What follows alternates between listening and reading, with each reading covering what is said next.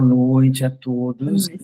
Boa noite. Eu agradeço a disponibilidade do Giovanni de organizar esse grupo, que foi uma proposta pensando em levar mais informação para que vocês ficassem mais tranquilos sobre do que se trata esse tratamento que se tornou conhecido, não só no Brasil, como em todo o exterior.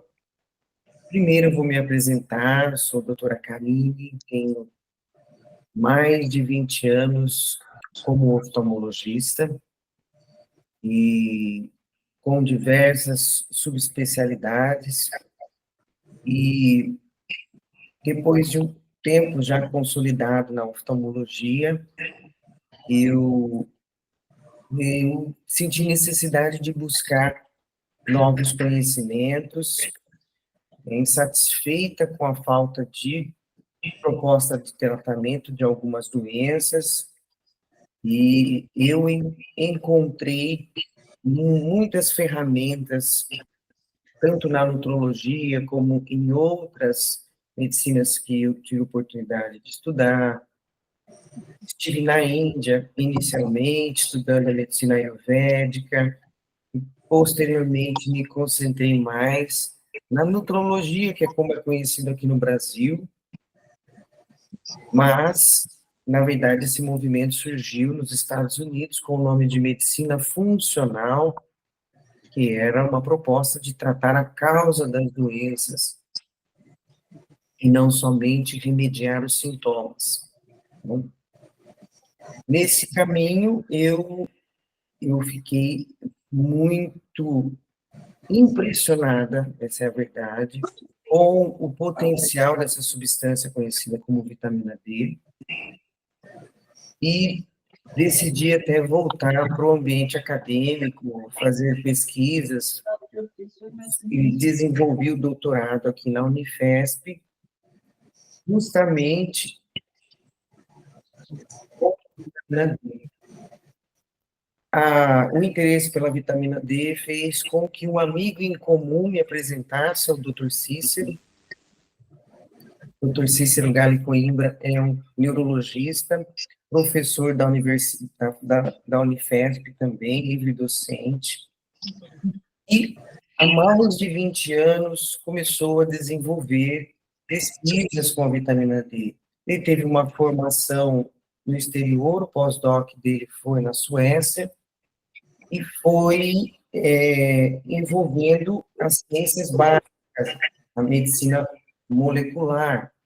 Então, lá ele desenvolveu essa técnica de pesquisa e trouxe para o Brasil, montou um laboratório aqui na Unifesp, de neuropatologia, e começou, tanto que ele deixou naquela época a atividade clínica, ele se dedicou exclusivamente à pesquisa, com animais de experimentação, ratos, inicialmente estudando muito Parkinson, já publicou em 2003 um artigo falando sobre a importância de uma vitamina, a vitamina B2, a riboflavina, na doença de Parkinson, e depois ele aprofundou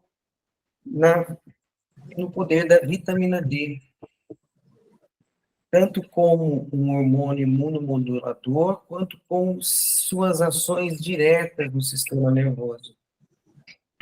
Os resultados que ele encontrou foram tão significativos que motivou ele a voltar para a prática clínica.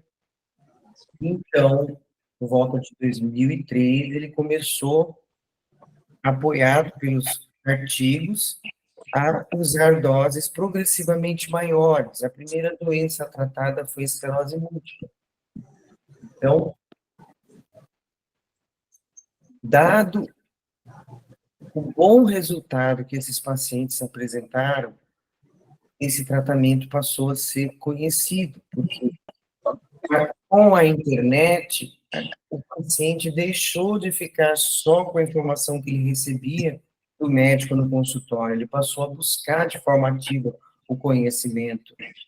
E aquele paciente que melhorou, inicialmente, os pacientes que nos procuravam eram pacientes que já tinham tentado todos os tratamentos convencionais, passado por todas as opções de imunossupressores disponíveis, e vinham tentar esse tratamento com a vitamina D, ou porque não tinham outra alternativa, ou porque tinham efeitos colaterais que inviabilizavam o tratamento convencional. E à medida que eles foram melhorando, eles foram dar o seu depoimento. Eles se tornaram provas vivas, evidentes da melhora, ao ponto que hoje, 20 anos depois, a gente não recebe pacientes com cadeira de roda que passaram já 10 anos tomando imunossupressores. A gente recebe paciente que acabou de ter o diagnóstico, né? Então, bom, doutor Cícero, ao tratar uma paciente da Alemanha, que era um desses casos de longa data de tratamento convencional sem êxito, e ela ficou completamente recuperada, sem nenhuma sequela. Ao voltar para a Alemanha, aquilo chamou muito a atenção dos médicos alemães, e os primeiros médicos estrangeiros que vieram para aprender o tratamento com o Dr. Cícero foram os alemães, que aplicam o tratamento lá na Alemanha desde 2016. E eles conseguiram publicar numa revista muito conceituada, a Frontiers in Immunology, toda a fundamentação que embasa o uso de altas doses de vitamina D no tratamento da doença autoimune. Eu vou apresentar esses artigos para vocês e dizer que, quando conheci o Dr. Cícero, houve um, um, uma confluência de interesse em ter a oportunidade de desenvolver uma pesquisa aqui no Brasil que pudesse comprovar a eficácia desse tratamento. A porta que se abriu foi na oftalmologia, dado o meu histórico como oftalmo. Então, a doença escolhida foi a uveíte, que é uma das doenças autoimunes de maior risco para a visão, e essa pesquisa teve êxito, foi concluída, apesar de ser realizada durante a pandemia, com muita perda de pacientes. Houve uma inegável evidência de melhora nos pacientes que usaram a vitamina D, em melhora da inflamação, diminuíram o número de episódios de recidiva da uveíte, né? Eu tenho depoimentos de áudios de pacientes relatando a melhora da visão, que não precisaram mais de injeções. Ninguém se intoxicou, como é nossa rotina. Somos uma equipe que trabalha há mais de 2 décadas com esse tratamento e não temos nenhum caso de um paciente que tenha apresentado um prejuízo da função renal, né, desde que realmente tenha seguido a nossa orientação. E com base nisso, eu já trabalho com doenças autoimunes há muito tempo, agora especificamente nas doenças também oculares. Com a melhora dos doentes com autoimunes, outros pacientes que, apesar de não terem doenças autoimunes, também buscaram tratamento, buscando alguma melhora. Então, eu tenho casos também de degeneração macular, glaucoma e outros casos. Especialmente no caso da EMAP, o que chama a atenção realmente esse relato do Giovanni, de que dessa alta prevalência da febre reumática, né? Não sei se todos sabem do que se trata a febre reumática, na verdade, ela já é uma evidência de um distúrbio desse sistema imunológico. O nosso sistema imunológico, ele tem como função nos defender do inimigo. Quem é o inimigo? Toda aquela substância estranha, não própria do nosso organismo, e que esse sistema imunológico interpreta como tendo o potencial de nos causar doença e ameaçar a vida. Então, ele, para nos defender, o que ele faz? Ele produz anticorpos para combater essa substância estranha. Tudo que ele não reconhece como próprio do corpo, então ele vai produzir anticorpos para combater, para destruir aquela molécula estranha. O que acontece na chamada febre reumática? Então, o indivíduo tem uma infecção por uma bactéria, o Streptococcus, e quando o sistema imunológico produz um anticorpo para destruir aquela bactéria Streptococcus, acontece que essa bactéria tem algum fragmento de proteína semelhante à proteína que está presente nas nossas articulações e nas nossas válvulas cardíacas. Tricúspide, mitral, aórtica, né? Válvulas que controlam o fluxo entre os espaços dentro do coração. Então, aquele anticorpo produzido para combater aquela bactéria que causa infecção na garganta, então é comum os pacientes terem histórico de amidalites, infecções de repetição, por um mecanismo chamado mimetismo molecular, ou seja, a semelhança daquela molécula presente no estreptococo com a molécula presente nas nossas articulações e nas nossas válvulas do coração, esse anticorpo também vai atacar essas partes do nosso corpo. Então, o indivíduo tem dores nas articulações, artralgias, associadas à febre da amidalite, por isso chamado febre reumática.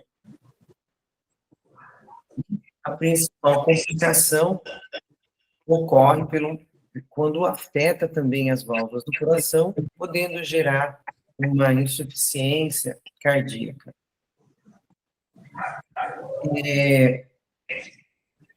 Uma vez que o sistema imunológico apresentou um distúrbio, ele se confundiu, ele perdeu essa capacidade, essa clareza de distinguir o que é próprio e o que não é próprio do corpo. Então, isso sinaliza que ele está desregulado. Porque um sistema saudável, ele não se confunde, ele sabe discernir entre o que é próprio e o que não é próprio e não vai atacar o que é do organismo. Se houve o ataque do próprio corpo, se houve uma reação autoimune, é porque esse sistema não está funcionando bem. E a substância que a natureza criou para garantir o funcionamento adequado do nosso sistema imunológico é essa substância conhecida como vitamina D, mas que, na verdade, é um pró-hormônio, uma substância que dentro do nosso organismo se transforma num hormônio com mais de 80 funções conhecidas, fora as não conhecidas, porque a cada momento novos artigos surgem detectando a presença do receptor da vitamina D em novas células, inclusive no olho.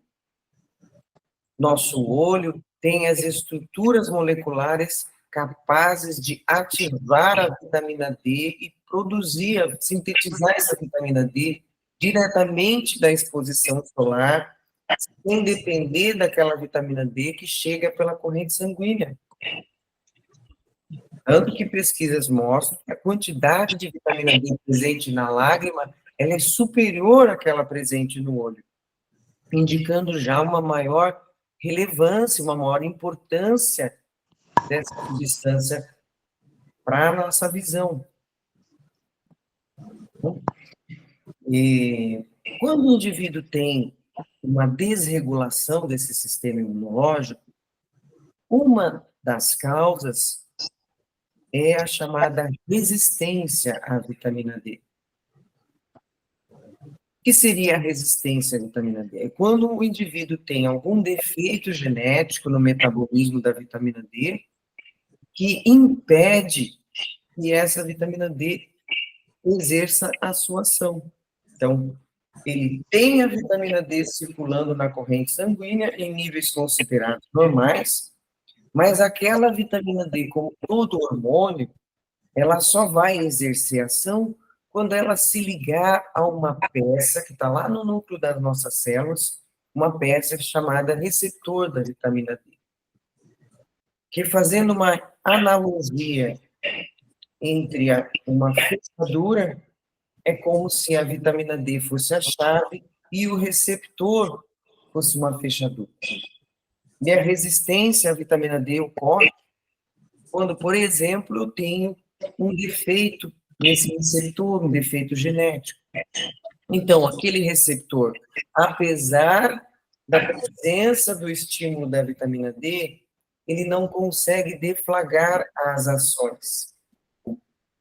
Aqui, trazer para vocês, hoje, a maioria das pessoas pesquisa no chamado Google acadêmico, né? No Google geral, quer dizer, não, no Google, né?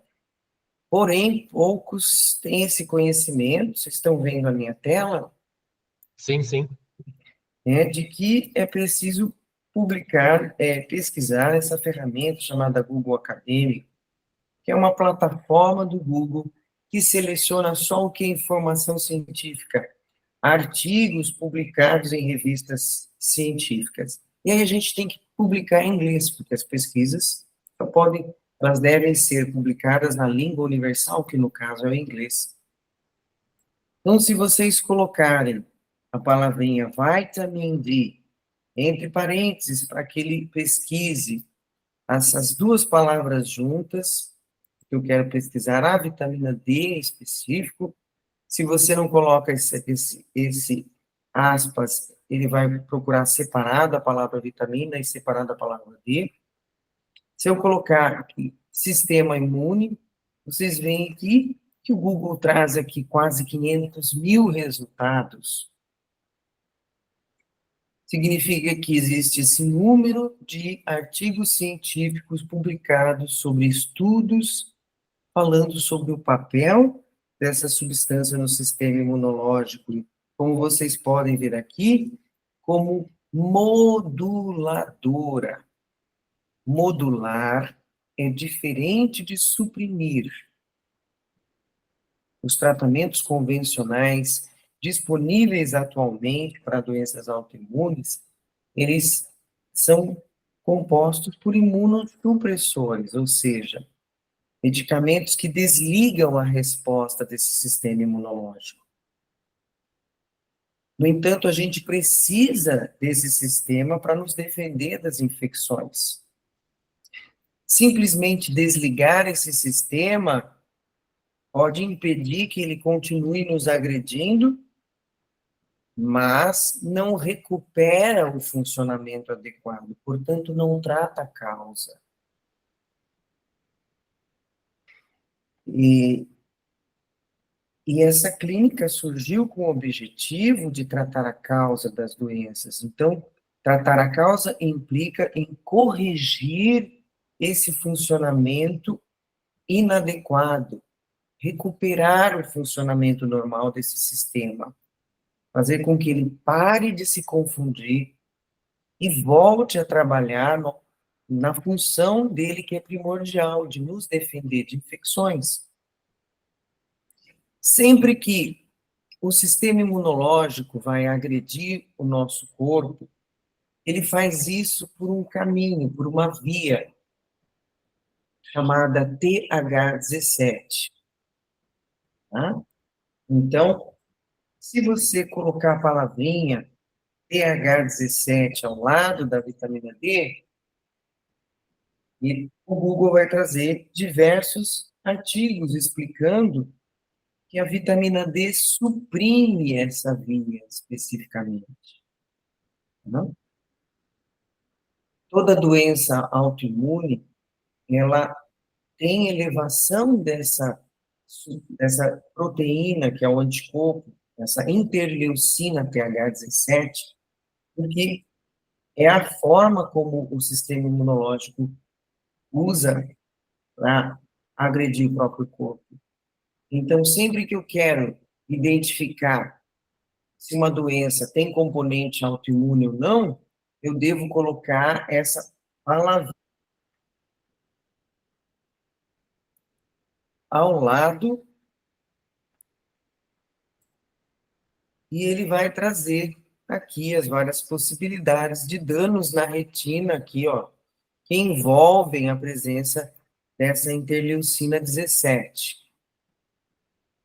Usando aqui uma outra imagem aqui para ficar mais didático, eu vou compartilhar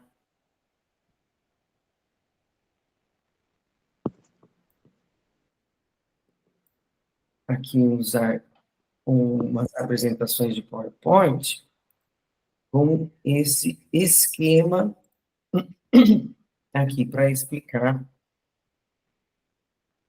como que esse hormônio conhecido como vitamina D é capaz de modular, de recuperar o funcionamento adequado e, portanto, tratar a causa de uma doença autoimune.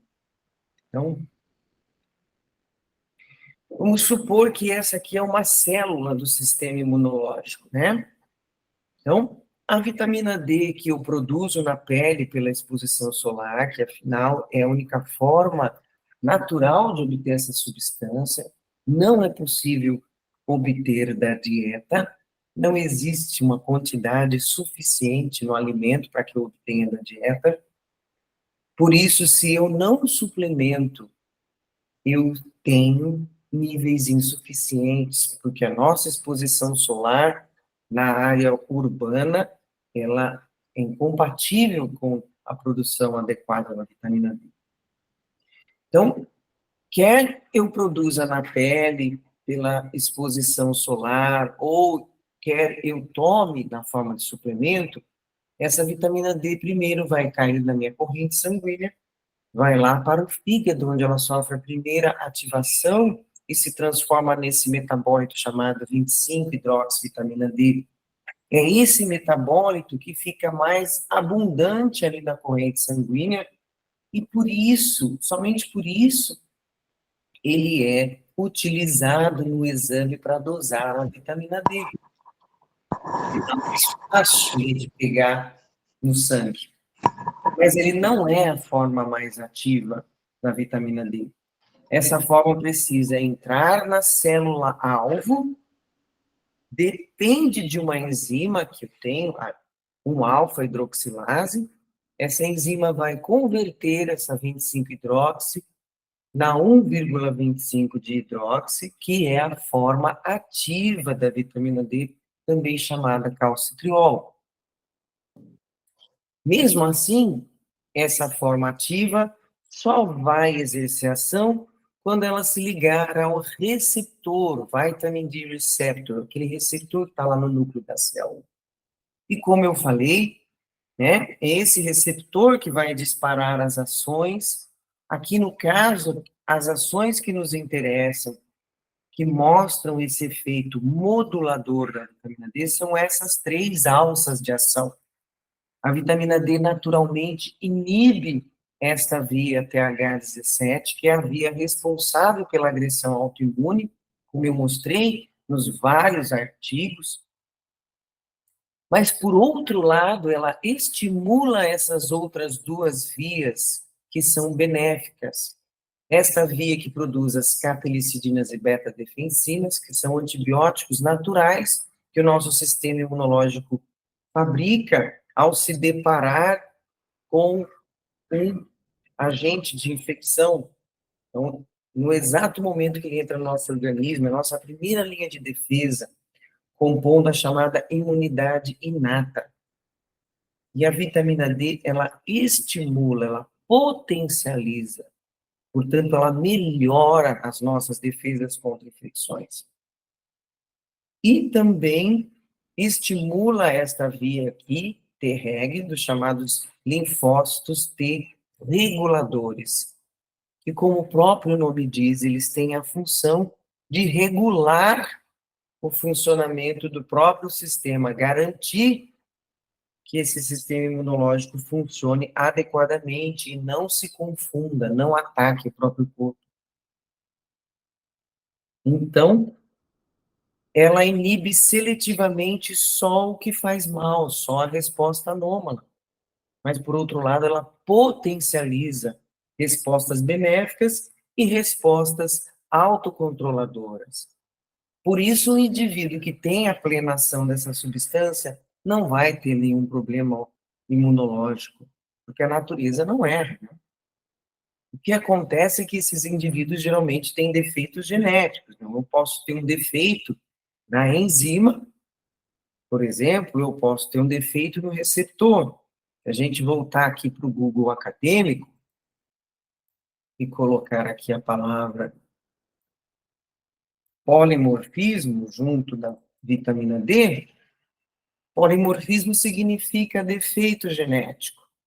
Então, o Google vai trazer aqui quase 700 mil artigos falando sobre defeito genético do receptor da vitamina D e relacionando isso com diversas doenças, inclusive câncer. Se eu colocar aqui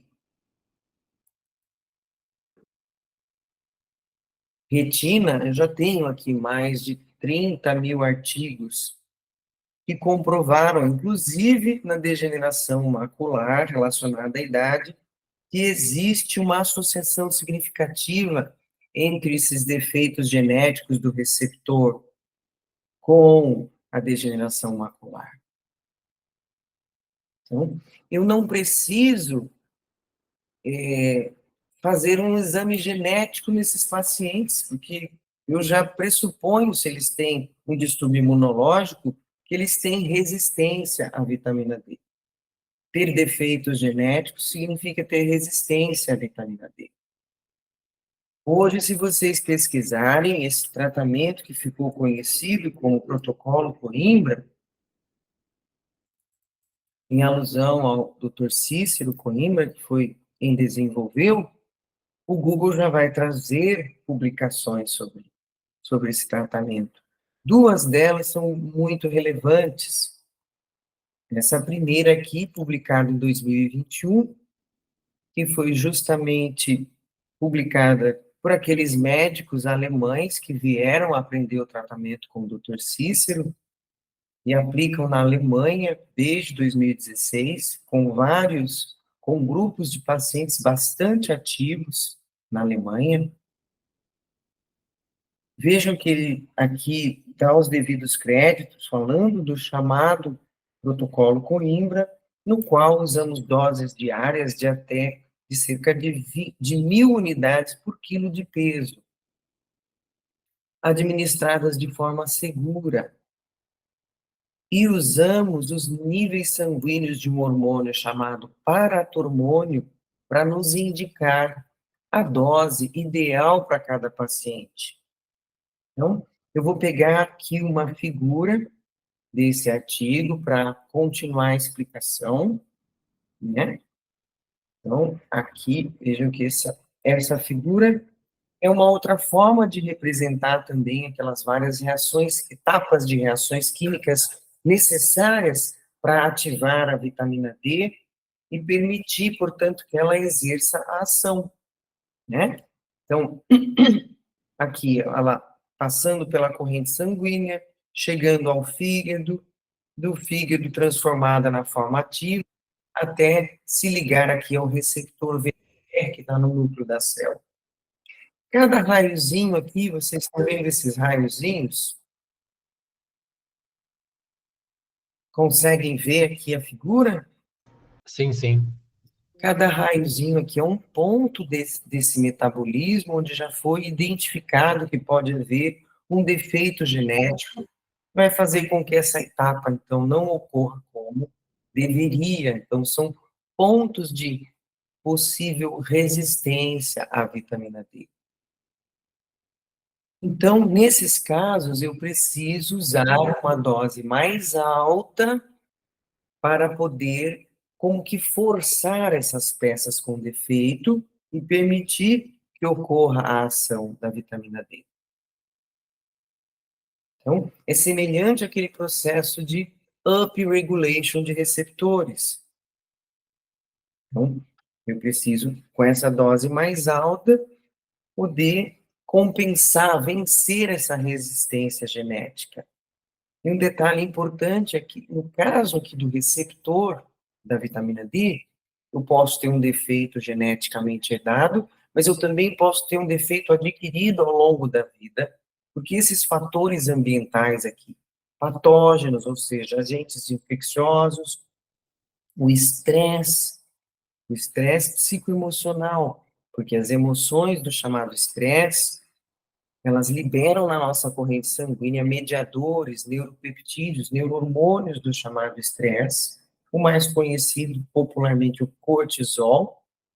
Esse cortisol, quando mantém-se elevado por longos períodos, ele altera até a conformação espacial, o formato desse receptor da vitamina D, fazendo com que ele não responda ao estímulo da vitamina D. E toxinas como o alumínio também fazem isso. Então, eu também tenho fatores ambientais que, ao longo da minha vida, podem afetar o meu receptor, diminuindo a minha resposta à vitamina D.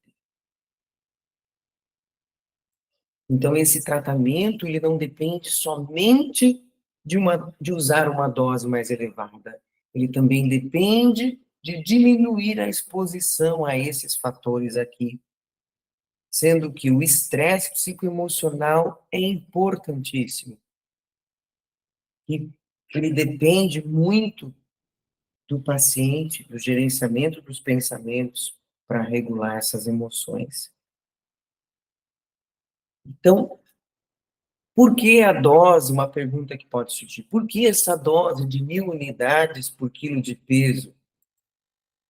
Porque foi essa dose em que, ao longo desses mais de 20 anos, nós fomos observando que a doença entrava no que a gente chama de remissão, ou seja, o paciente deixava de ter os sintomas da doença, vivia como se estivesse curado. A gente não usa o termo cura porque a genética continua ali. O que o tratamento permite é que seja feito, que eu desligue esse gene novamente, silencie aquele gene, para parar aquela manifestação. Mas aqueles fatores que acionaram e fizeram aquele gene se expressar uma vez, eles podem fazer ele se expressar novamente. Então,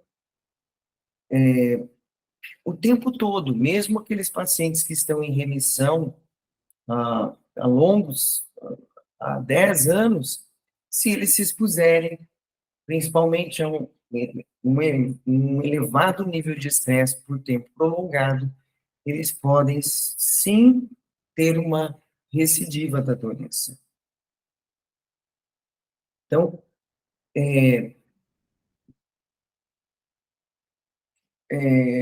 o fato de 90% ou mais dos pacientes com EMAP terem um componente, uma evidência de distúrbio imunológico, que é a presença da febre reumática, nos incentiva a acreditar que exista um componente autoimune e que, portanto, uma resistência à vitamina D, que, portanto, pode sim se beneficiar das doses mais elevadas para vencer essa resistência à vitamina D.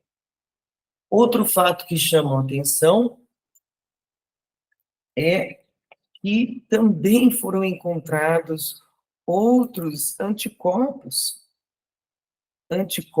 esses que são característicos de, do lúpus, que é uma outra doença autoimune, tá?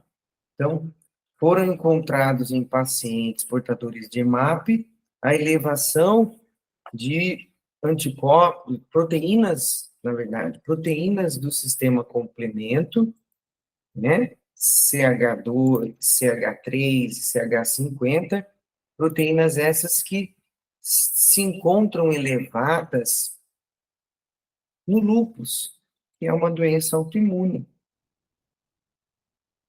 que caracteristicamente tem a elevação dessas proteínas do complemento.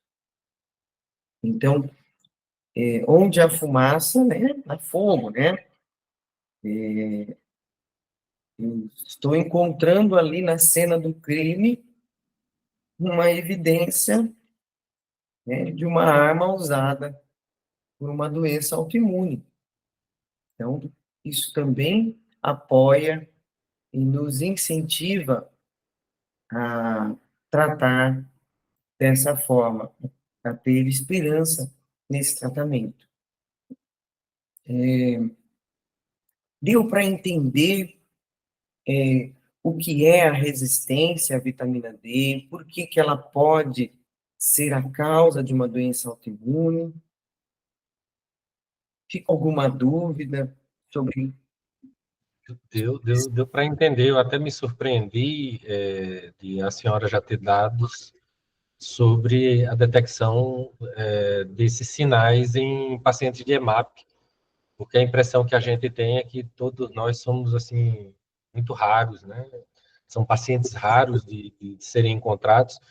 Consequentemente, não foi uma surpresa para mim já ter estudos com esse tipo de achado, né? Quer dizer, se tem essa dica, essa pista de que há um componente de doença autoimune em pacientes de EMAP, então aumenta ainda mais as chances do protocolo Coimbra funcionar efetivamente, né?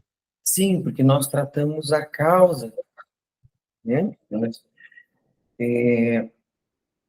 Se a causa está lá no sistema imunológico, independente de onde é o órgão-alvo da agressão, onde está manifestando a doença, eu tenho que tratar de onde parte a agressão,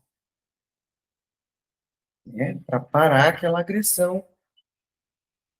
E reverter sequelas já depende de outros fatores, do tempo de instalação, da capacidade, da profundidade, da gravidade, das perdas, mas nós também sabemos do potencial que a vitamina D tem em regenerar neurônios, tanto em estimular a síntese de novos neurônios, quanto regenerar a bainha de mielina, que é aquela capa de gordura que reveste o neurônio.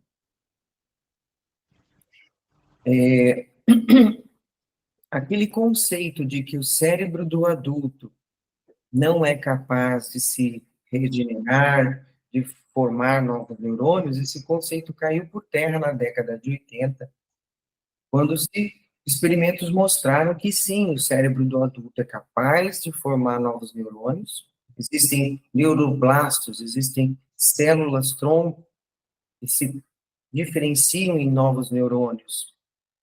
E com isso surgiu o conceito da neuroplasticidade. Então, se você jogar, também visitar o Google Acadêmico e colocarem a palavra vitamina D e neurogênese, vocês vão ver uma série de outros estudos, assim como dos efeitos anti-inflamatórios e antioxidantes que a vitamina D tem.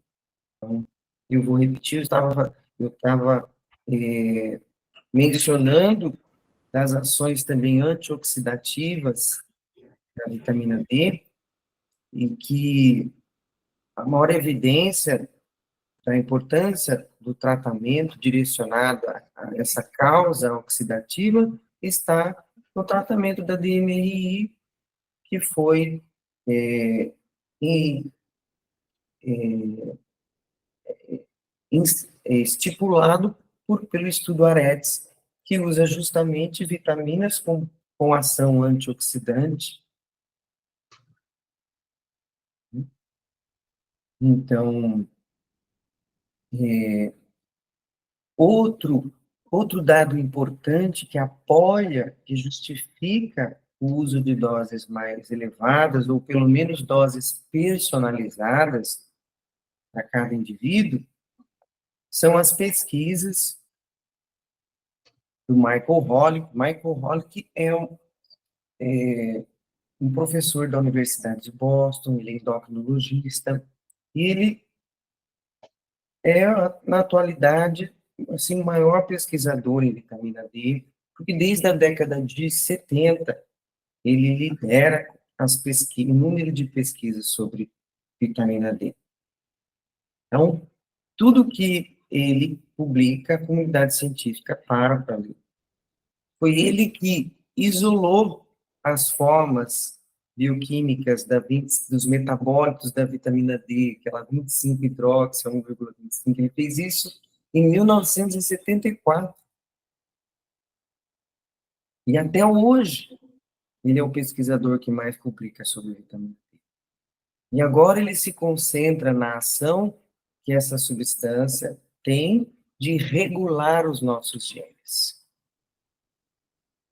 Então, dentre as inúmeras ações, ela também influencia os nossos genes. Então, eu vou mostrar aqui mais algum, alguns slides para falar sobre essa ação. E vocês se lembram de ter ouvido falar no chamado Projeto Genoma? Sim, nos anos 2000, né? Sim. Isso.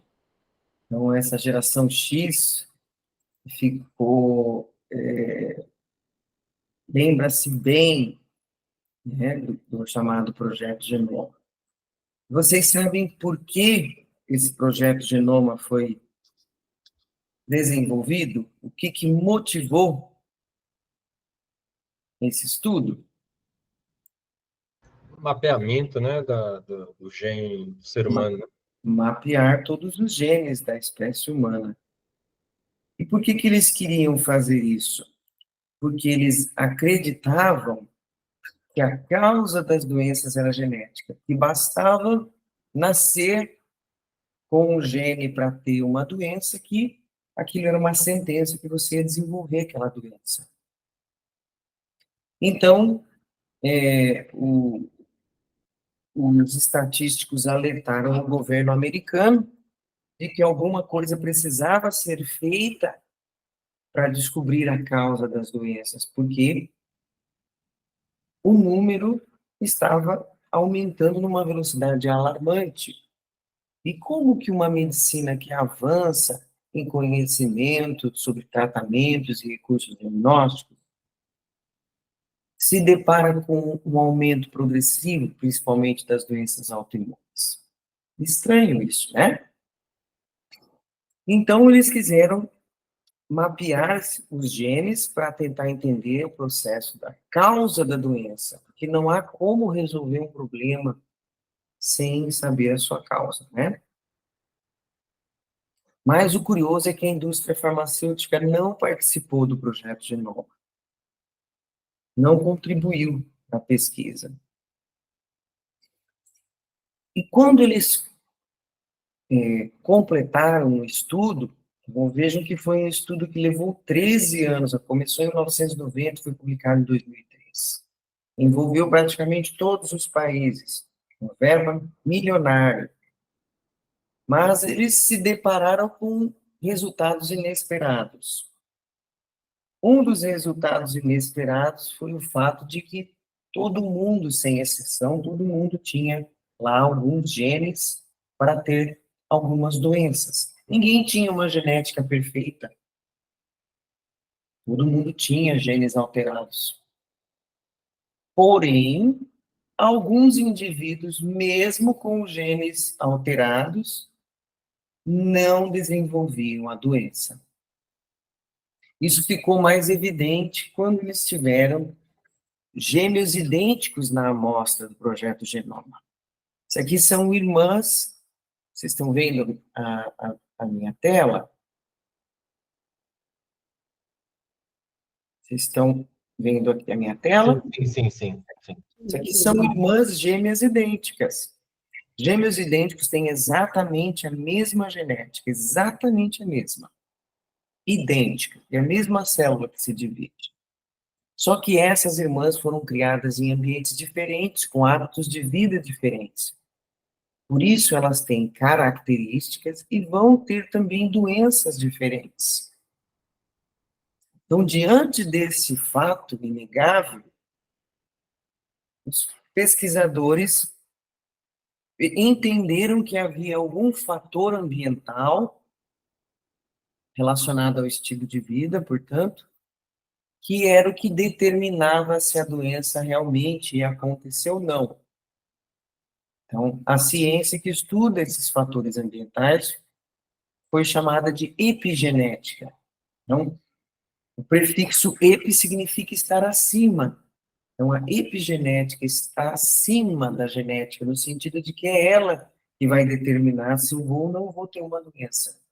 E esse conhecimento dividiu a medicina. A chamada medicina pós-genoma, pós esse conhecimento. Porque uma vez que a gente não pode mudar a nossa genética, nós nascemos com ela pronta, porque herdamos dos nossos pais, os estudos se concentraram em pesquisar quais são esses fatores ambientais que podem acionar a minha genética e fazer com que eu manifeste a doença. Quais seriam os fatores que poderiam evitar, se é que existiam algum fator, e nesses estudos eles identificaram que o nosso organismo já tem mecanismos naturais de preservação da espécie que trabalham para silenciar aquele gene que traz a informação da doença. Então, vamos supor aqui que nesse par de cromossomos eu tenho esse par de genes, né? A nossa genética é sempre aos pares, que a gente recebe 23 cromossomos ali do óvulo da mãe, que se unem aos 23 cromossomos do espermatozoide do pai, para formar a primeira célula do embrião, com 23 pares. E ao longo do filamento do cromossomo, eu tenho fragmentos de DNA agrupados nos chamados genes. Cada gene é um manual de instrução para produzir qualquer coisa no meu corpo. Ele tem ali a informação para produzir qualquer enzima, qualquer receptor. Então, vamos supor que o indivíduo nasceu com esse defeito em um dos alelos desse gene produtor daquela enzima que ativa a vitamina D, que transforma a 25-hidroxi na forma ativa, que é o calcitriol. Então, esse gene aqui com defeito vai dar uma instrução, vai produzir uma enzima defeituosa, que, portanto, não vai ativar a vitamina D como deveria, e, portanto, eu não vou ter a ação adequada da vitamina D. Então, eu posso dizer que o indivíduo que tem esse defeito genético tem uma predisposição genética a ter qualquer doença consequente à falta da ação da vitamina D. Considerando que existem mais de 80 rotas metabólicas influenciadas pela vitamina D, eu posso ter uma infinidade de doenças. Porém, o nosso organismo, ainda enquanto embrião na barriga da nossa mãe, ele, ao identificar esse gene com defeito, ele coloca esse radical, aqui metila esse grupo aqui, CH3, né, um carbono e 3 hidrogênios. Ele cola esse radical naquele gene defeituoso e, ao fazer isso, ele fecha, silencia esse gene. O corpo não lê essa instrução que vai gerar a doença, deixa aberto só os genes normais para fabricar enzimas normais, para eu não ter nenhum problema. E quem faz isso é a vitamina D, ativada pelo magnésio, depende do magnésio para ativar, e as enzimas que ativam a vitamina D dependem do magnésio. Então, a vitamina D, ela regula, controla cerca de 10% dos nossos genes, isso é muita coisa. especialmente os genes envolvidos na regulação do sistema imunológico. Então, ela tem ações diretas na célula do sistema imunológico, inibindo aquela via TH17, que é a via que o sistema imunológico usa para agredir o corpo, e ela também atua nos genes, silenciando os genes que podem prejudicar o funcionamento desse sistema. Se esse mecanismo da metilação ocorrer perfeitamente ao longo de toda a minha vida, eu não vou ter a doença, percebe? Apesar de ter a genética, eu não vou manifestar. Então, é como se a genética é um revólver com uma bala carregada no tambor. Mas quem vai apertar esse gatilho é algum fator ambiental. E o fator ambiental que mais está presente nos estudos evidenciando causas aqui é justamente o estresse psicoemocional por longos períodos, né? Porque o cortisol e outros neurohormônios do chamado estresse quebra essa ligação do radical metila, retira esse radical metila, fazendo com que esse gene se expresse, e aí o organismo começa a manifestar a doença. E esta ação, aquele mesmo autor chamado Michael Holick, que agora se concentra em estudar essa ação epigenética da vitamina D, a ação que ela tem de influenciar os nossos genes. Então, esse artigo aqui,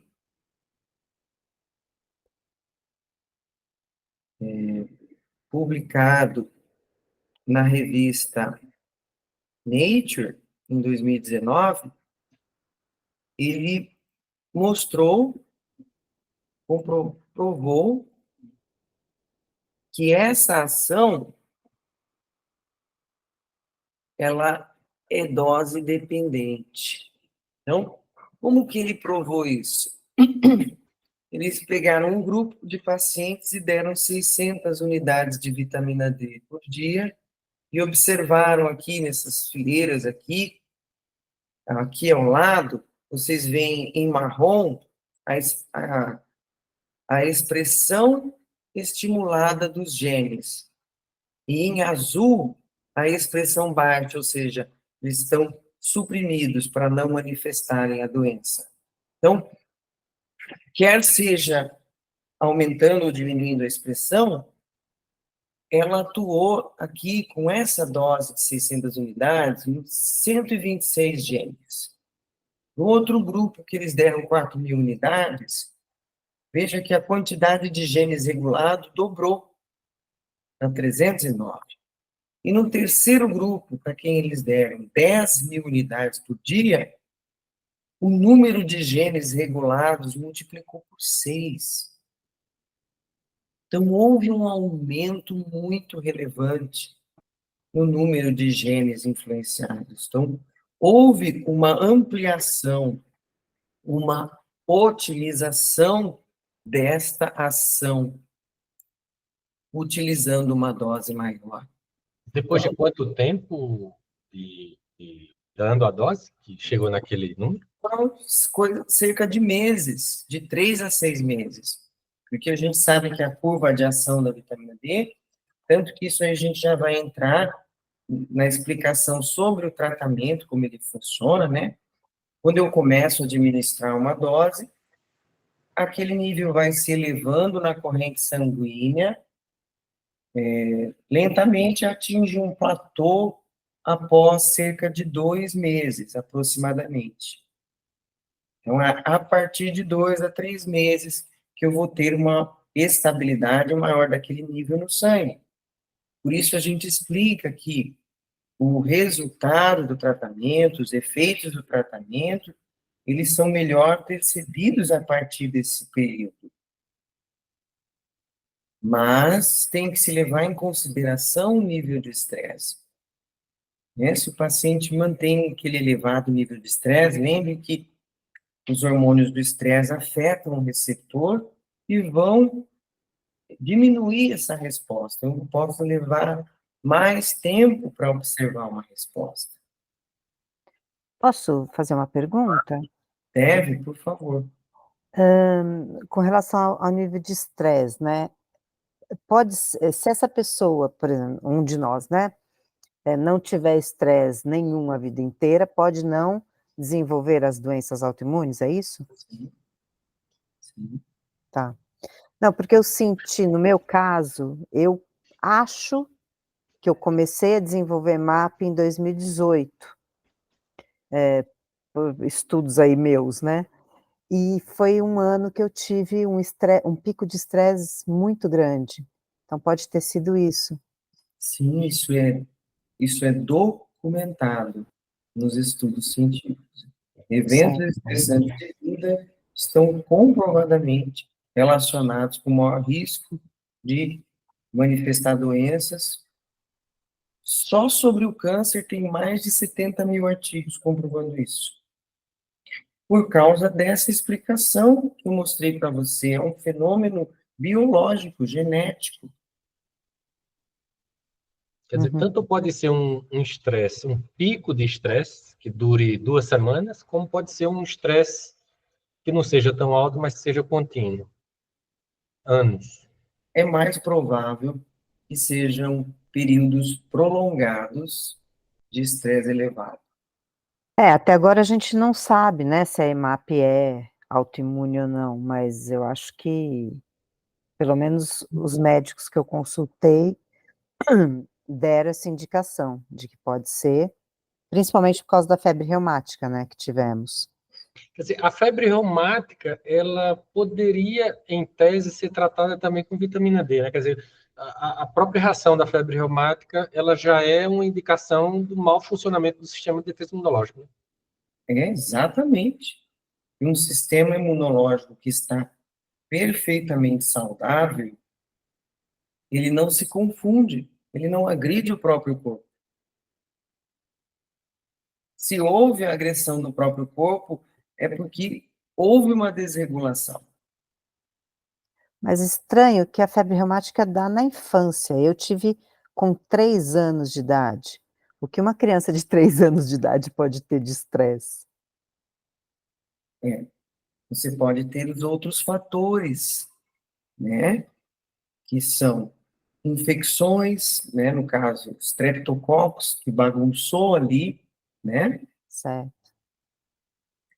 E toxinas como o alumínio, que hoje a gente vê uma quantidade absurda nos pacientes, né? Principalmente depois que mudou o calendário vacinal, a partir da década de 80, o número de vacinas administradas passou a ser muito maior e com uma quantidade de alumínio muito alta. Na nossa época não tinha tanta vacina, a gente Exatamente. pegava as doenças, né. Eu Vocês se tive lembram todas as doenças infantis.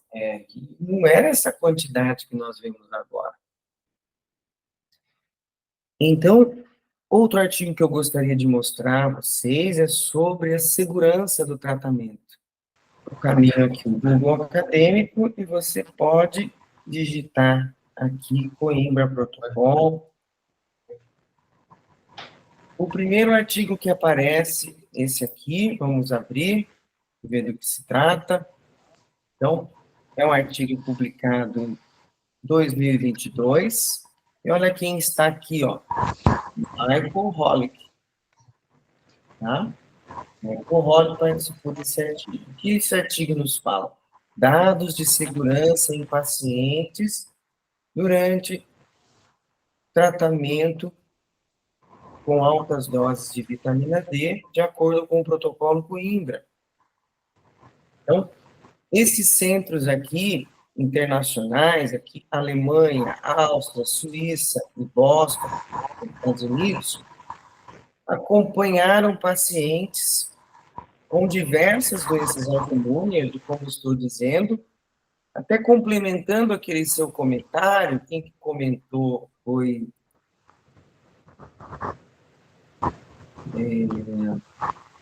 Quem comentou sobre o que eu teria lá com 3 anos de idade de estresse, né? Então, Foi Lu Garcia, eu acho. Foi. provavelmente o gatilho foi a infecção, porque o estresse não é o único, né? Lembra daqueles 3 fatores que afetam o receptor? Então, o estresse, infecções, toxinas, né? Tanto é comum que só por vocês terem febre reumática, vocês já vão se beneficiar de fazer esse tratamento, independente da gente estar definindo se a EMAP tem causa autoimune ou não, porque isso sinaliza, vocês entendem que isso sinaliza uma disfunção do sistema imunológico, isso ficou claro para vocês, certo? Sim. Vocês não trataram isso.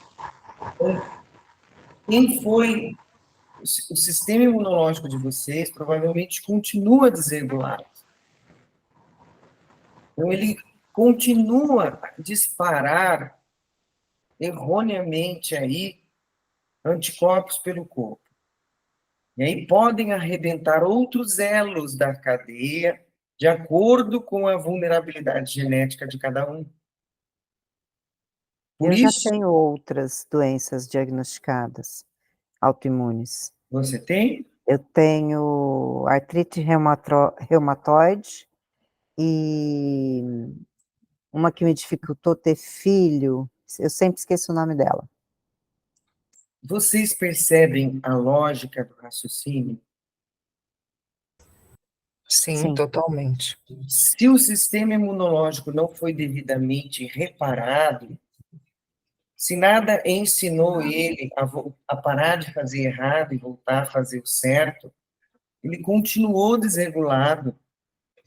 E onde vai manifestar a doença, isso varia com a vulnerabilidade genética de cada um. Se o elo mais fraco for a tireoide, você pode ter uma tiroidite de Hashimoto. Se forem as articulações, uma artrite reumatoide. Se for o sistema nervoso, uma esclerose múltipla. Se for a pele, uma psoríase, um vitiligo. Tanto faz, mas a causa tem que ser tratada. Esse sistema imunológico tem que ser tratado para que você não venha apresentar outras doenças autoimunes. É comum a gente receber pacientes aqui com 5 doenças autoimunes concomitantes, quando eles chegam para a gente. Então, só por isso, vocês já vão se beneficiar por tratar, corrigir, por regular esse sistema imunológico. Percebe? Voltando aqui no artigo, então, veja que aqui eles pegaram pacientes de várias doenças, vitiligo, esclerose múltipla e várias outras. Então, eles acompanharam aqui 319 pacientes por um período de 1 a 3 anos e meio. Mas esses pacientes estavam sob a supervisão médica, mantendo aqui as medidas de segurança. Quais são essas medidas de segurança? Aqui, mais importante é a dieta restrita em cálcio. E eu vou explicar por quê. Tá? Então, eles avaliaram 6.100 parâmetros, exames laboratoriais, para ver se algum apresentava alteração, e nenhum se apresentou alterado. Eles concluíram pela segurança desse tratamento, desde que sob a supervisão adequada, que implica seguir as medidas de segurança. Então,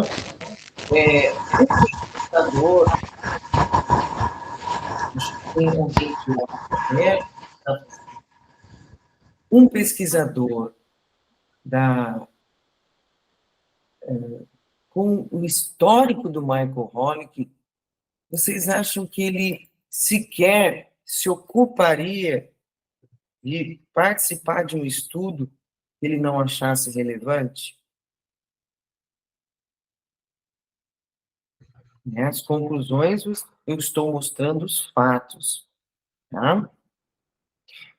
Agora, acho que cabe explicar como que a gente usa, porque uma grande confusão que acaba gerando má fama ao tratamento e atemorizando os pacientes, é que a gente sabe que muitas pessoas se automedicam, ouvem falar, né, com dose alta e simplesmente acham que é só tomar uma dose mais alta e pronto.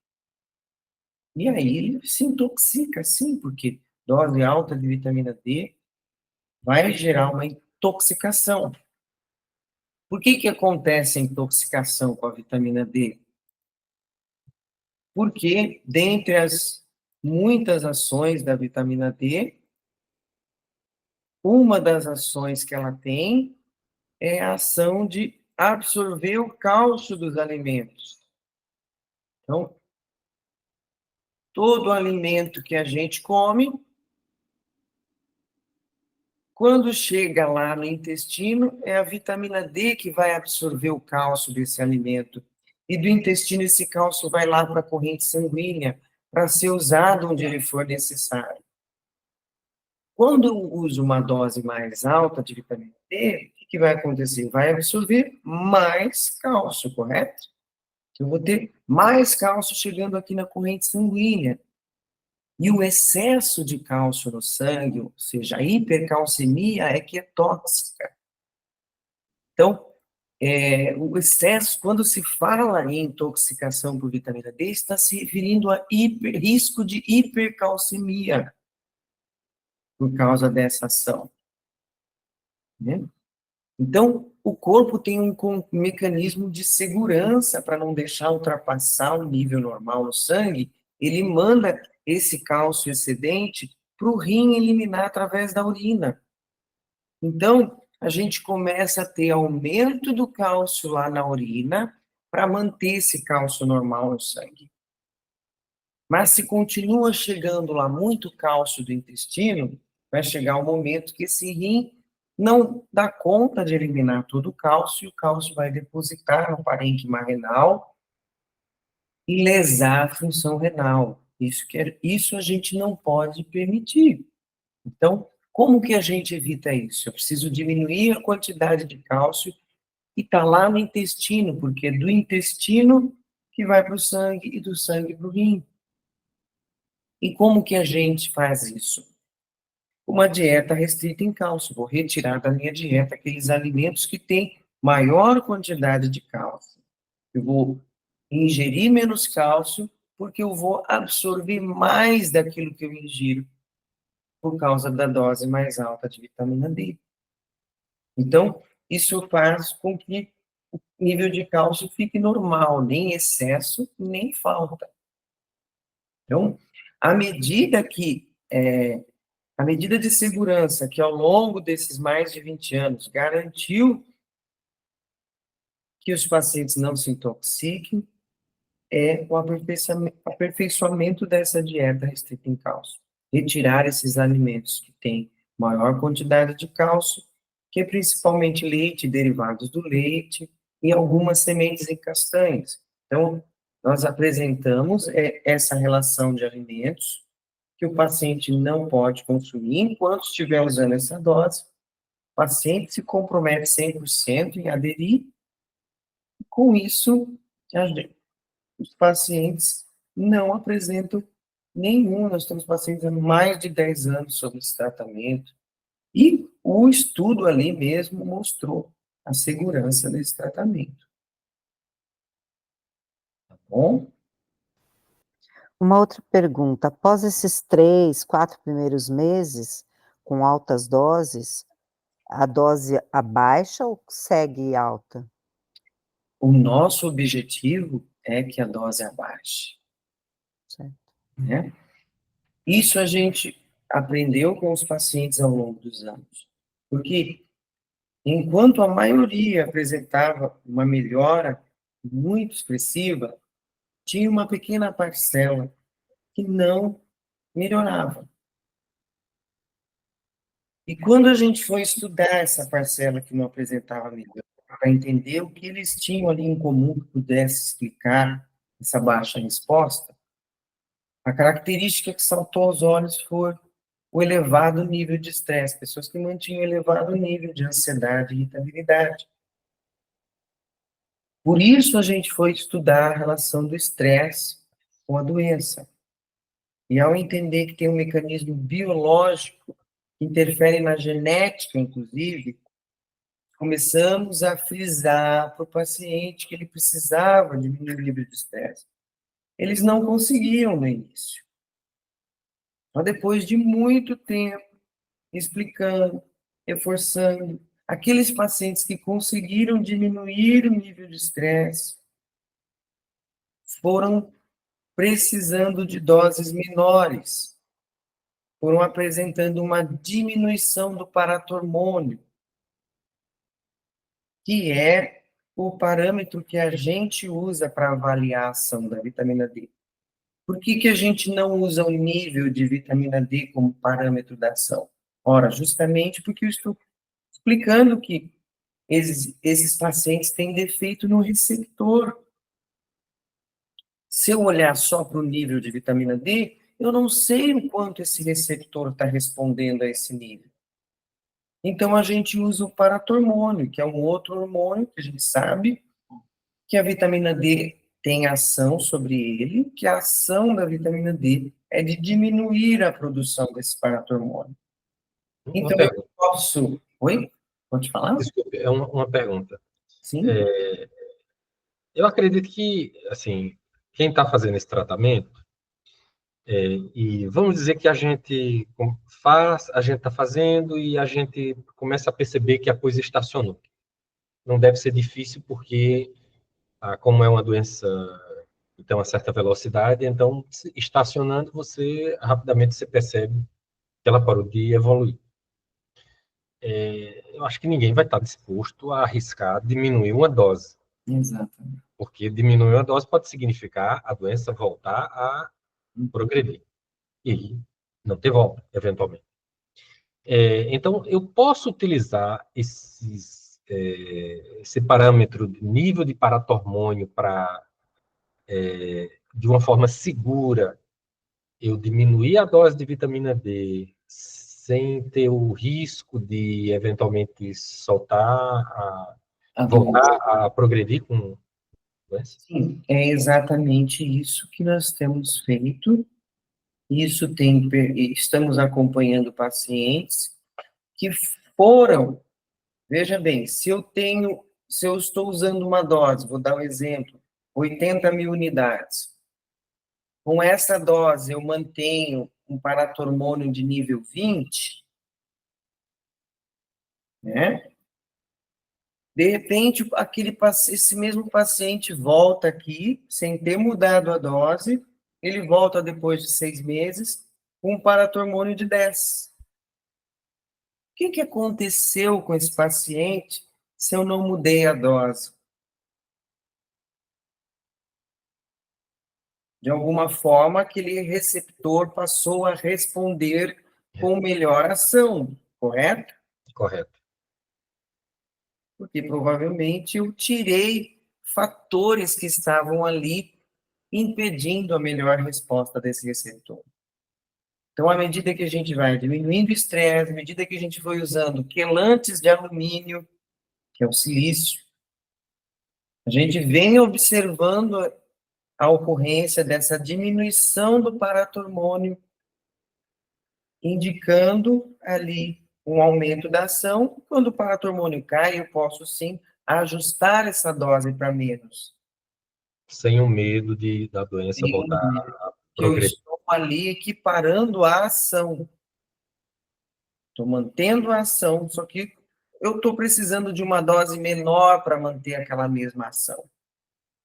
Ao ponto de a gente conseguir voltar para doses fisiológicas que não requerem aquela dieta restrita em cálcio. Tá bom?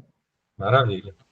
Doutora, eu queria fazer uma pergunta. Apesar que aqui a gente está falando de EMAP, mas a senhora falou de outras doenças autoimunes, é só uma curiosidade. Meu filho, ele tem diabetes tipo 1 há 12 anos. No caso do protocolo Coimbra, a vitamina D ajudaria a controlar a glicose dele? É isso? Sim,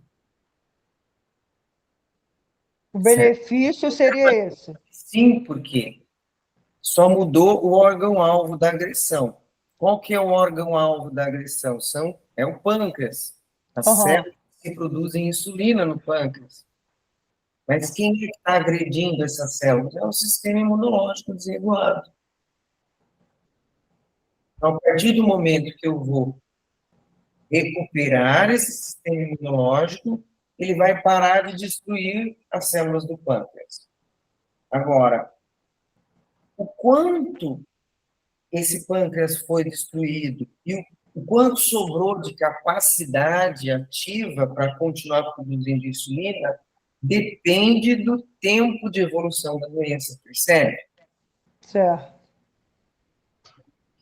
Entendi. Mas a gente sempre observa melhora, pelo menos na diminuição da dose da insulina. Ah, sim, entendi. Certo. Então, não As podemos ver glicemias pode diminuir a quantidade de insulina.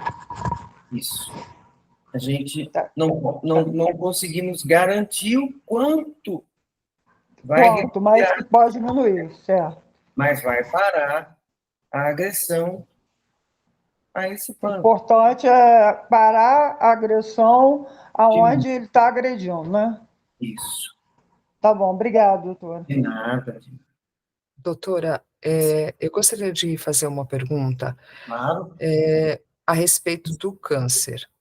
Uhum. Como a doutora disse que a vitamina, né, ela é responsável por diversos hormônios, e tudo que a doutora disse fez muito sentido para mim, porque eu, em 2020, descobri um câncer de mama, e o letrozol foi a medicação que eu utilizei, era para ser utilizada por 5 anos, acabei tomando só 2 anos e meio, porque ela desencadeou os sintomas da EMAP na minha visão. Então, o meu caso foi muito rápido, cerca de nesses 2 anos e meio eu perdi de 80%, 90% da visão, né. E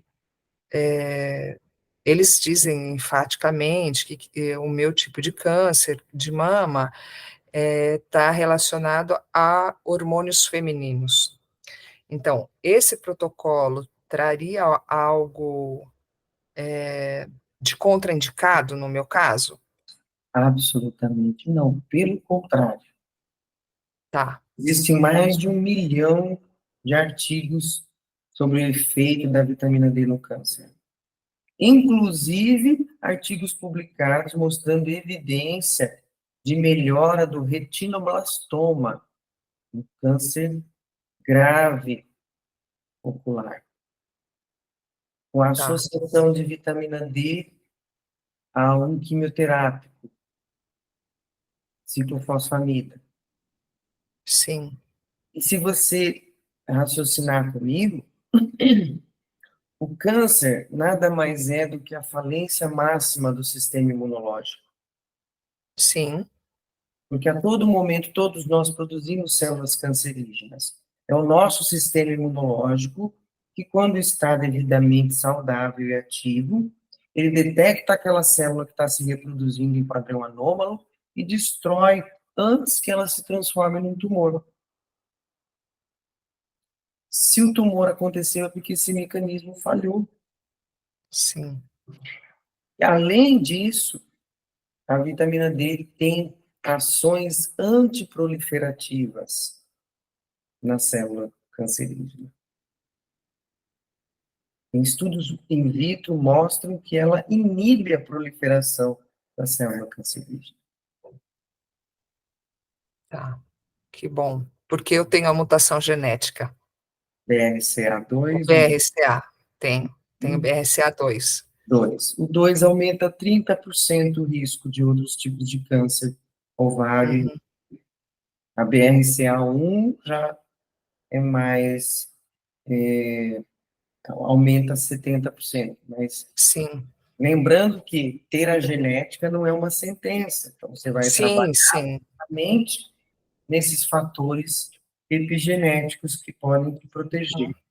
Sim, e eu sempre carreguei essa preocupação, porque inicialmente, né, o protocolo do oncologista você precisa tomar a medicação por 5 anos, você tem que tomar por 5 anos, você tem que tomar por 5 anos, de repente eu perco a visão, aí o oftalmologista mandou uma carta para o oncologista e suspendeu a medicação, então eu tô assim, meio que na corda bamba, né, Uhum. a sensação é essa, né, então, Com doses elevadas de vitamina D, você vai estar fortalecendo muito mais, te dando mais chance desse sistema imunológico não se atacar.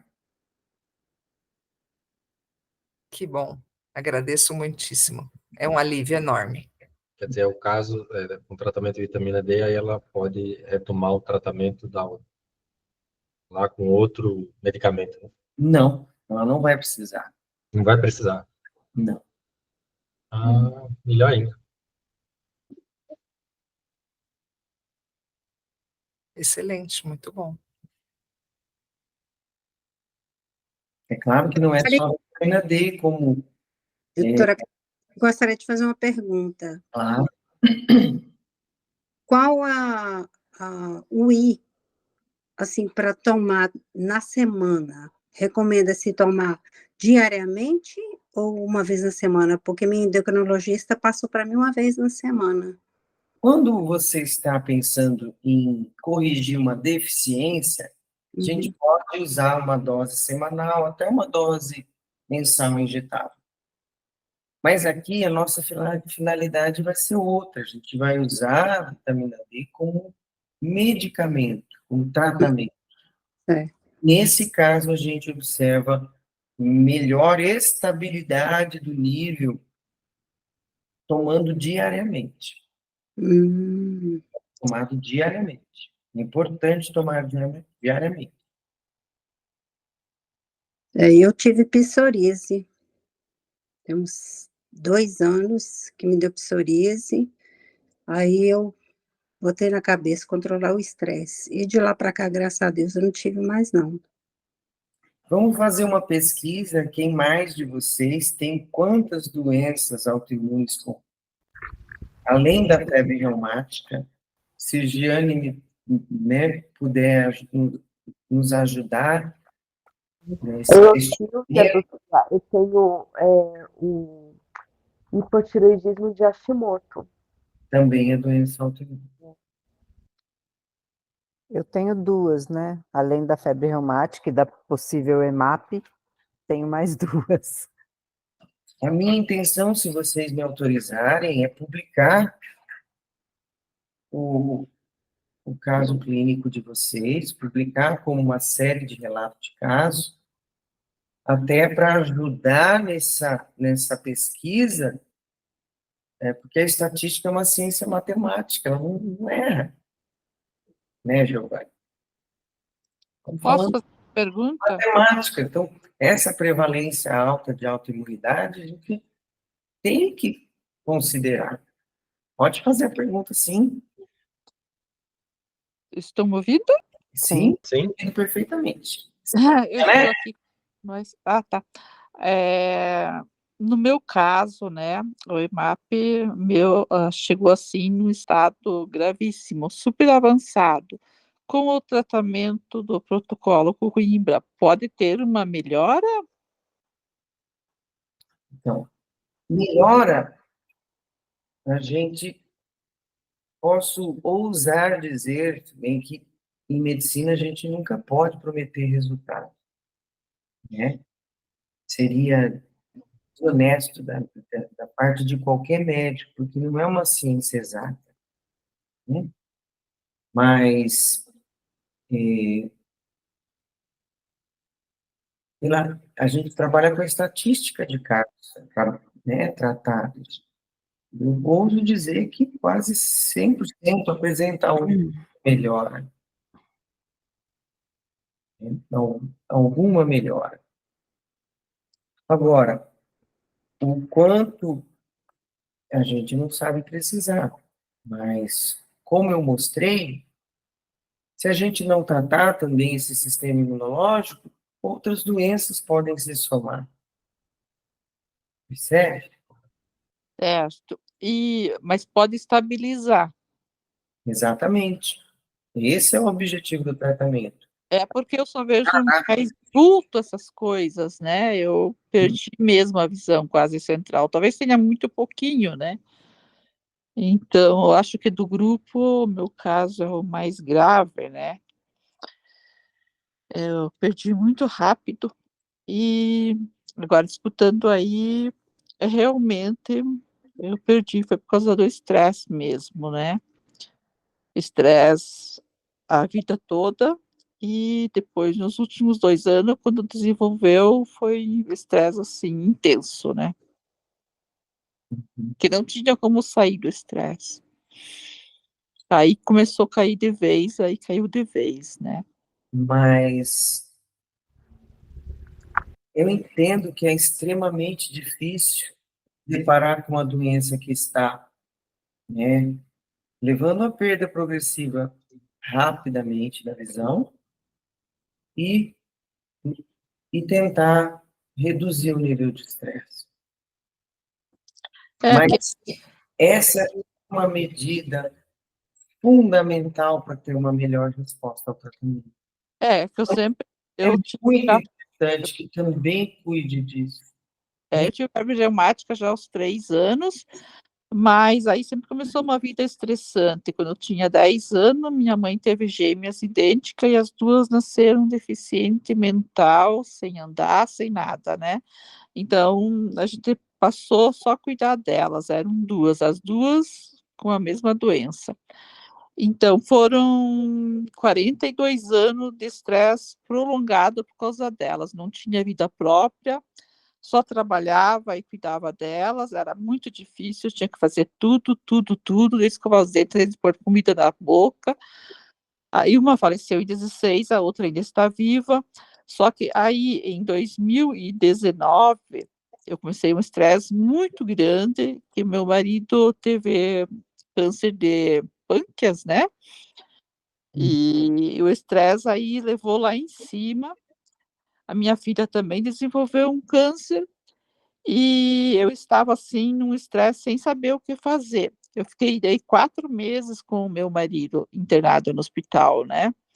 Eu entrei com ele no hospital em 20 de outubro e saí com ele 20 de fevereiro do ano 2000, com ele sem vida, né? Então foi 4 meses lá de puro estresse também, e a preocupação daí com a minha filha também, foi assim, e daí, quando eu estava no hospital lá, eu comecei a ver que a minha visão começou a cair, cair, cair, mas eu pensava assim: "Não, isso é só estresse, no que tudo voltar ao normal vai melhorar", e não, só se agravou, tanto que até o final do ano eu perdi a visão. Infelizmente, há um ponto onde não é possível retornar. A gente não sabe precisar qual é esse ponto para cada um, né?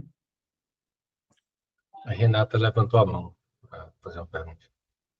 Doutora, Ou, Renato, eu sou Renata, eu fui diagnosticada com EMAP em maio deste ano, e eu sou advogada familiarista de alto litígio, e não tem jeito. O Rivotril anda dentro da bolsa, tomei Zolpidem para dormir, bupropiona para acordar, e lá vai. Eu me mantenho estável, creio eu, por conta dessa quantidade de remédio também. E a pergunta é, essa, entre aspas, calma, essa falta de estresse mantida por remédios, ela é válida ou ela só piora o quadro? não é o ideal, mas ela é válida, sim. Ai, que bom, porque eu também tomo. Ó, se há o recurso que se tem, que seja usado, porque é durante a emoção, é a permanência daquele estado emocional, daquela sintonia mental, que está liberando na corrente sanguínea aqueles hormônios do estresse que vão diminuir a resposta ao tratamento. Outra pergunta, eu não sei se é pertinente, mas me falaram que quem tem problema na retina não pode fazer atividade que a cabeça fica baixa, como yoga, por exemplo, eu fazia antes. Isso é uma recomendação muito dada para automíopes, que são indivíduos que geralmente têm associações com degenerações da retina, que aumentam o risco de descolamento. Ok. Então, isso é mais indicado nessa situação, tá? Ok, então eu posso fazer yoga para ver se eu tomo menos remédio.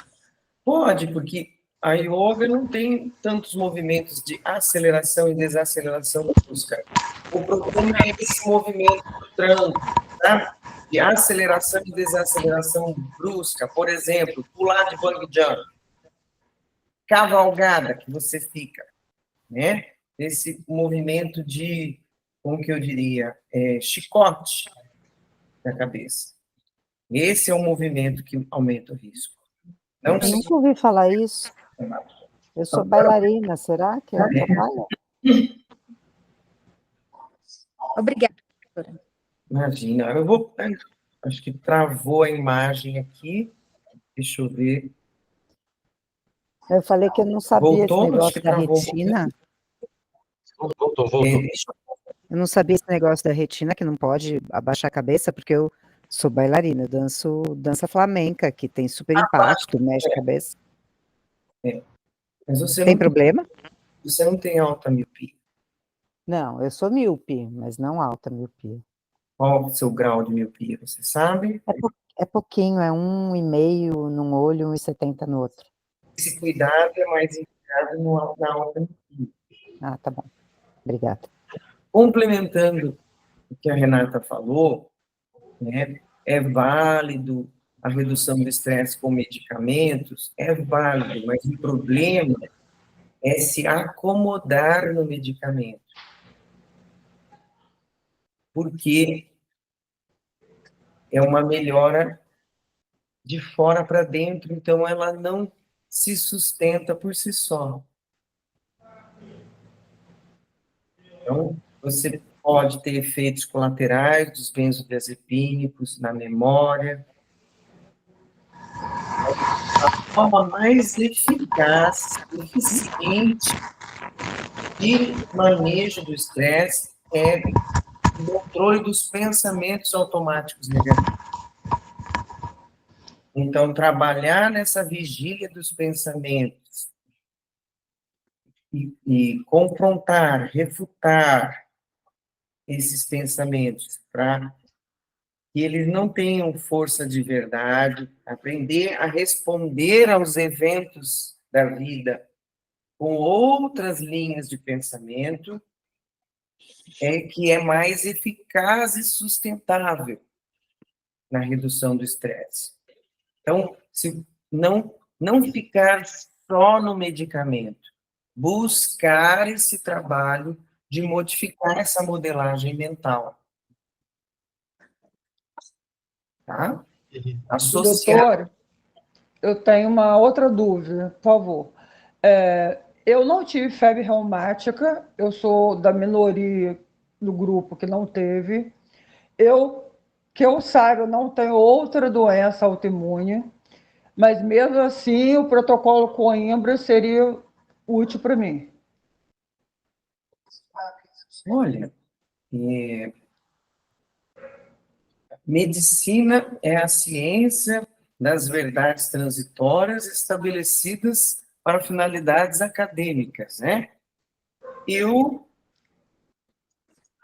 tentaria, né?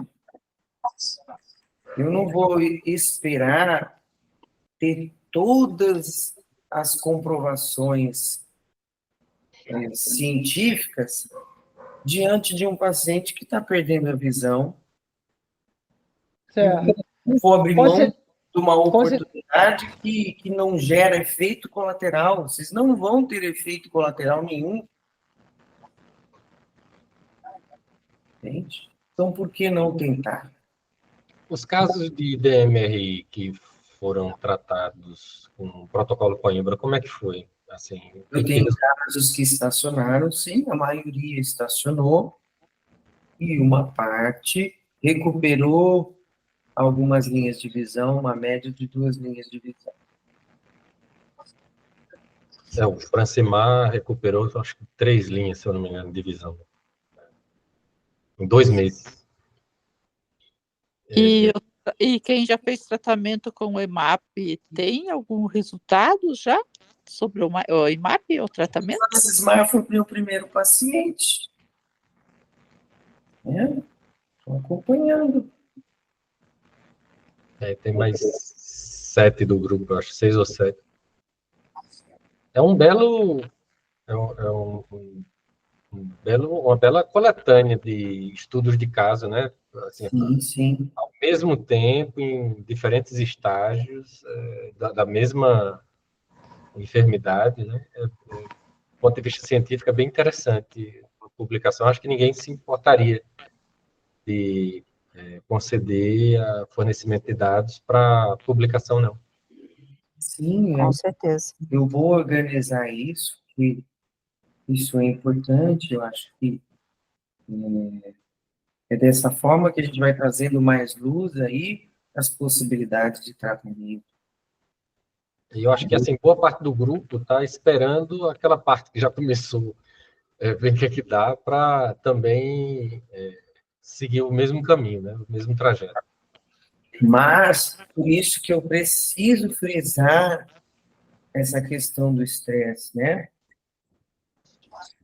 Não negligenciar em hipótese alguma isso, porque a expectativa de resultado também é uma forma, né, de ansiedade. Então, Mas uma coisa que eu notei com o tratamento, eu não estou fazendo com a senhora, porque eu estou fazendo aqui em Campinas, né? Mas eu estou acompanhando o pessoal com a senhora. Mas uma coisa que eu notei, eu estou muito mais tranquila, eu estou mais ativa. o magnésio ajuda, porque ele também é um relaxante tanto muscular quanto neuropsicológico. Existem quase 100.000 artigos mostrando benefícios do magnésio no tratamento da ansiedade. Por isso, a gente procura usar doses altas de magnésio também para justamente ajudar nesse componente do estresse. Eu tirei o glúten também, eu acho que isso também ajudou um pouco. Eu tenho um módulo do meu mestrado agora, mês de outubro, intenso. E eu vou esperar terminar esse módulo, porque durante o período de 7, 8 horas de aula, ainda tenho o trabalho do escritório, eu não consigo nem falar que eu vou comer direito, ou que eu vou, enfim, vou ficar com a cara no antidepressivo esse mês, dar conta de terminar meu curso, e ano que vem, a senhora está me recebendo aí no seu consultório, com certeza, no princípio do ano. Um maior prazer. Quanto ao glúten, o que é que você tem a falar sobre o glúten? Então, o glúten, Esse tratamento. A gente sabe que o glúten é inflamatório, né? O glúten que a gente tem atualmente, na atualidade, mas a gente também sabe que a vitamina D tem ação direta na parede intestinal, ajudando a reparar aquelas junções, evitando essa hiperpermeabilidade. Então, a gente espera que o efeito da alta dose minimize a inflamação causada pelo glúten e, inicialmente, a gente não restringe o glúten. Por quê? Porque a nossa prioridade é restringir o cálcio para poder usar essas doses altas sem deixar que ocorra intoxicação. Se a gente, no início do tratamento, apresenta para o paciente uma dieta Altamente restritiva, a chance de aderência dele vai diminuir. Vai ser mais difícil dele aderir. Então, primeiro a gente foca em restringir o cálcio. Depois de adaptado a essa dieta, se o paciente conseguir tirar o glúten, maravilha. Entende? Uma vez, eu comecei agora, no 1º de setembro. Eu não queria esperar os 6 meses para fazer um exame, para verificar como é que estão meus níveis de cálcio. Com quanto tempo é recomendável? 1 mês, 2 meses? Fazer um exame de sangue? O cálcio você já pode dosar, tá? Você pode dosar uma vez por mês, se você quiser. Se for te deixar mais tranquilo. E qual o melhor exame? É o de sangue ou o de urina? Os dois. Fazer os dois. Precisa fazer os dois, porque lembra aquele desenho que eu mostrei? Que primeiro começa a aumentar na urina para depois aumentar no sangue? Então, se você pega e dosa só no sangue, você pode estar naquele momento que está normal no sangue, mas já começou a aumentar ali na urina. Entendeu? Entendi. E tem que ser na urina de 24 horas. Porque a excreção de cálcio, ela flutua ao longo do dia, muito relacionada ao horário da alimentação. Então, se eu colho uma amostra isolada ali, longe da refeição, o cálcio pode estar normal, mas a somatória das 24 horas está alto. Entendeu? E sobre a vitamina D, com o acompanhamento da vitamina K2, né, do tipo, acho que é M, não sei o que lá, precisa ser as duas juntas, né? Não, não é obrigatório. Não é. Porque o Dr. Cícero já usou a K2 em uma época. E ele observou que não fez diferença no nível de cálcio. O que realmente garantiu o nível de cálcio normal foi a dieta, não foi a K2. Então, para não onerar o tratamento, ele não faz parte do protocolo. Se você quiser usar pelos benefícios da K2, ok, mas não que ela seja uma condição imprescindível para poder usar a dose alta, entendeu? Entendi. A densitometria óssea que é feita 2 momentos, né? Porque já tem risco de haver perda óssea? O risco de haver perda óssea é somente se o paciente for, não seguir a dieta, porque aí ele vai mobilizar cálcio, paratormônio, pode... e se ele for sedentário também, tá? Mas se ele seguir o tratamento normalmente conforme indicado a dieta, a massa óssea não se altera. Por isso que a gente faz a densitometria uma vez por ano, mais para o paciente ficar tranquilo. Tem que ser uma atividade de alto impacto? O exercício tem que ser de força e resistência, não necessariamente de alto impacto. Tem que ser exercícios que fazem contração do músculo. Então, pode ser um exercício de isometria, por exemplo, como a yoga ou o pilates. Mas é claro que a musculação, ela promove maior contração do músculo. Essa força da contração, é o estímulo da contração muscular no osso, que ajuda a manter o cálcio ali no osso. Doutora, posso fazer uma pergunta? Claro. Assim, eu já sou uma pessoa eu tenho muita disposição, né? Tenho ansiedade, mas assim, estou sempre disposta. Não corre o risco de aumentar mais ainda a minha disposição, não, né? Eu ficar mais acelerada. Acelerada não é um resultado saudável, né, de ansiedade. Ela não vai promover ansiedade. Também tem o magnésio, que ajuda na ansiedade.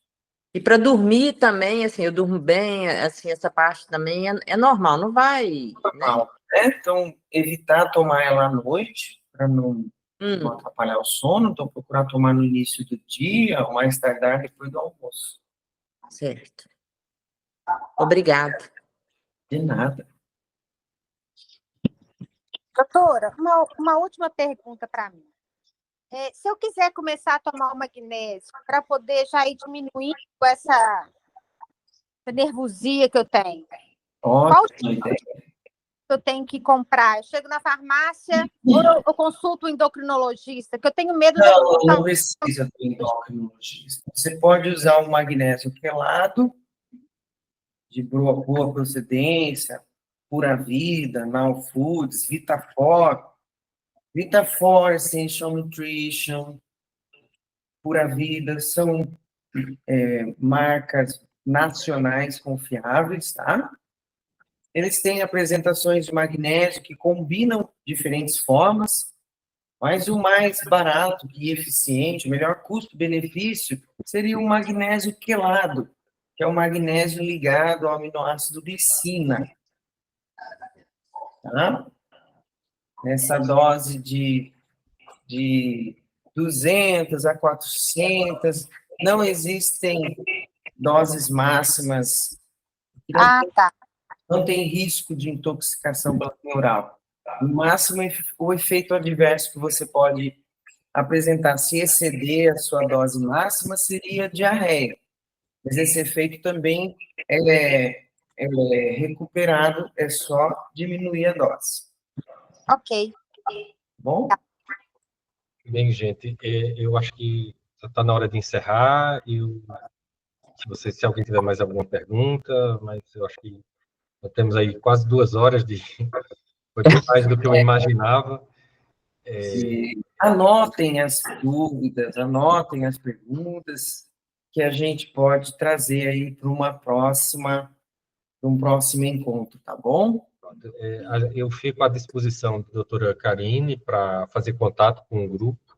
Muito obrigado, Jean. Eu tenho certeza que, na medida que os primeiros resultados começarem a aparecer, eu acho que tem umas 20 pessoas no grupo esperando esses resultados. São pessoas que estão num estágio mais inicial, né, da enfermidade. E a gente eu acho que a maioria, se não todos, estará disponível para eventuais publicações científicas, que eu acho que é muito interessante para quem faz parte de pesquisa, né, quem encara a medicina também como pesquisa. E estamos aqui à disposição e me resta agradecer sua participação. Eu acho que foi extremamente motivante. Eu fico na torcida que dê tudo certo com o tratamento que a gente está fazendo e que o problema se estacione, se não melhore, com o que a gente já está fazendo mediante o protocolo. Eu também estou aqui com vocês, com uma dedicação plena, estudando incansavelmente, doutor Cícero também. Então, nós estamos sempre estudando, buscando aperfeiçoar. E aí, que nosso objetivo é que vocês melhorem. A consulta pode ser feita online? Pode. Mas sobre a EMAP, eu já não tenho visão central, eu olho pela periférica, né? Eu consigo ver, não muito bem, mas melhor, né? Sobre a visão periférica, o que a senhora tem a dizer na EMAP? Porque eu não tenho visão mais central. Eu perder essa aí. Será que tem resposta para esse tipo de coisa? Isso vai perder a periférica, não? O que responde para a central, responde para a periférica também. As células são as mesmas, os tecidos são de mesma natureza. Entende? Não são tecidos diferentes. O início do acometimento pode ser central, mas pode progredir, porque não fica restrito a uma única região anatômica. E se é a mesma célula, por que não responder? Né? Não estamos falando de tecidos diferentes, não são tão diferentes assim. A região central da retina tem um maior predomínio de determinados fotorreceptores, mas eles estão presentes em toda a retina. Obrigada. Doutora Karine. Bom, isso é muito bom. Gente, maiores dúvidas vocês podem passar para mim, eu encaminho para a doutora Karine e respondo para vocês. E ficamos aqui à discussão. Eu agradeço mais uma vez, doutora Karine, e eu também agradeço. Vamos descansar, pensar com muita atenção nessa questão do estresse, tá bom? Muito obrigada. Obrigada, doutora.